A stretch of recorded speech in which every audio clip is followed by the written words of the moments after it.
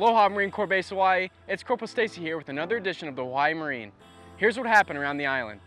As always, training is continuous and this month was no exception. First, French soldiers with 2nd Company, Pacific Marine Infantry Regiment, French Polynesia, spent a week conducting various exercises to include conditioning hikes, urban operations training, Marine Corps Martial Arts Program familiarization, and underwater egress training. Their visit was part of their larger global theater strategic military exercise to reinforce relationships between the services and enhance interoperability between allies and partners.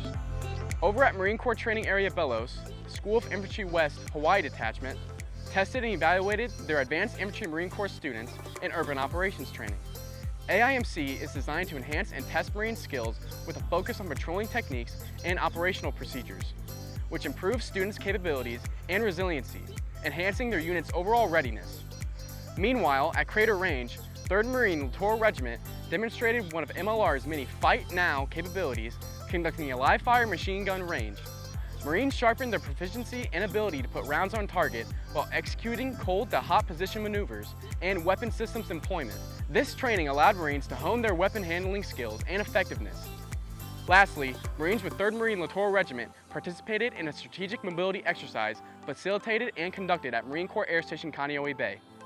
The exercise involved the loading of 400,000 pounds of equipment and 100 passengers onto 5 C-17s, assigned to the Air Force's 21st Airlift Squadron, 60th Air Mobility Wing, departing to the Philippines to participate in Marine Aviation Support Activity.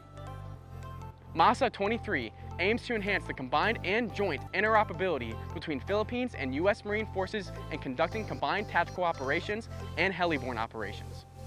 Over the course of MASA, Armed Forces of the Philippines and our Marines conducted approximately 20 different training evolutions, including live fire, air assaults, and subject matter expert exchanges across aviation ground and logistics capabilities. MLR's participation in the exercise provided proof of concept for Force Design 2030 by demonstrating their ability to operate independent of its parent command and integrate into the command and control node of a Fleet Marine Force in support of Marine Air Ground Task Force operations. Throughout the month, Marine Corps Base Hawaii reinforced our bonds with the local community through shared celebration, competition, and collaboration. Earlier this month, the City of Kailua held its 77th Independence Day Parade, in which MCBH Commanding Officer Colonel Jeremy Bevan and MCBH Sergeant Major Joseph Caputo and the Marine Corps Forces Pacific Band had the distinct honor of attending and joining the Kailua community in celebrating the independence of our nation.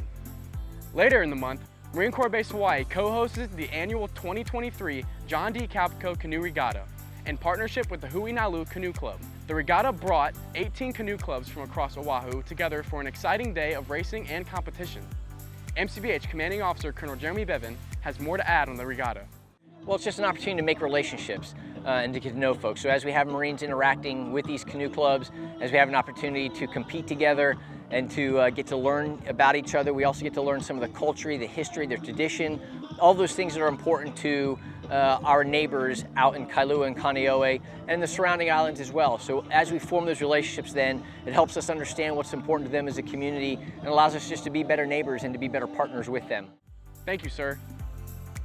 Additionally, MCBH hosted some distinguished visitors this month, all with vested interest in our installation. First, the U.S. Office of Management and Budget visited and toured MCBH to discuss our ongoing renovations and construction projects. This gave MCBH leadership an opportunity to showcase the progress of our modernization efforts in support of Force Design 2030 and highlight the hard work and dedication of our Marines, sailors, and civilians. And that wraps up this edition of the Hawaii Marine. Thank you for watching, and we'll see you again soon. Mahalo!